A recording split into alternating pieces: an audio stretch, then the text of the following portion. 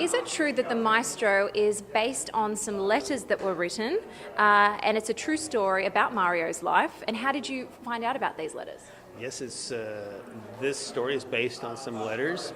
So my father, Jerry Herst, was one of Mario's students.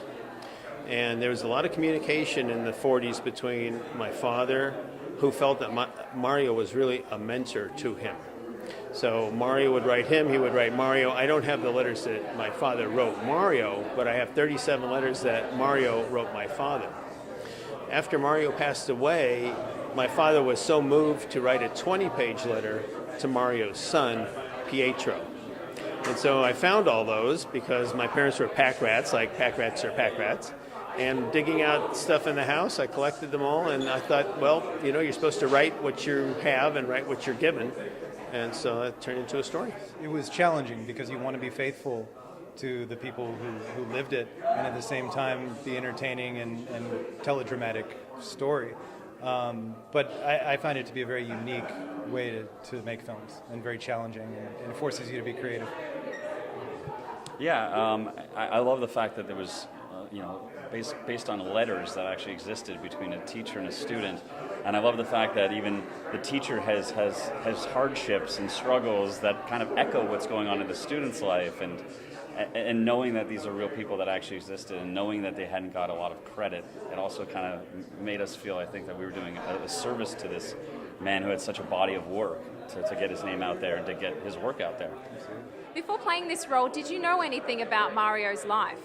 I did not at all. I won't lie. I did not. Like most, I don't think do, but I'm delighted to know that if they see the movie, they will.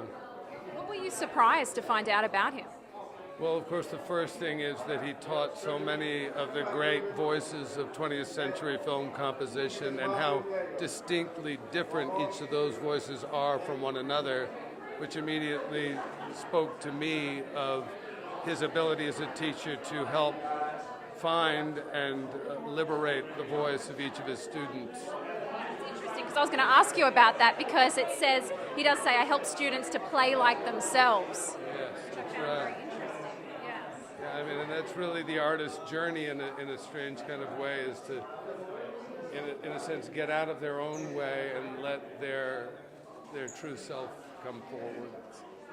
It's about somebody who a lot of famous people owe a lot of debt to, but wasn't at their level of fame in his life. And then it's also at another level about, is fame even worth pursuing, and what is it to be an artist, and can you be an artist and a satisfied one who doesn't follow the normal route?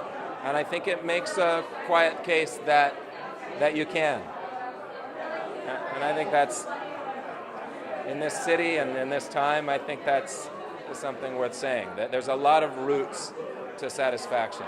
I mean, I think in whatever art you're trying to practice, or whatever medium that you're involved in, having mentors, having teachers is essential, but I also think that it's important that you find the right ones, and that it's very rare to find a gem like Mario, who, as he says in the film, wasn't there necessarily to teach, but to help bring out what was already within you.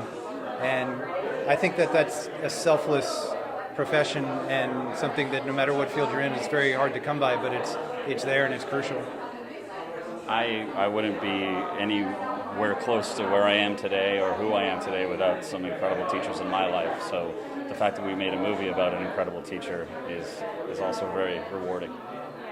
All of our art is influenced by somebody. I think, as artists, we're a collection of all of our influences. So if you can have a positive, creative person who can mentor others, that's hugely important in the creative process. I've had, so many moments in my life that I think back on, wow, at that moment, that teacher encouraged me to pursue something that was sort of, itching in the back of my mind. And I feel like what Mario tries to, instill in his students, this sense of find your own voice, find what moves you. I mean, that's such a beautiful piece of advice for anybody doing anything.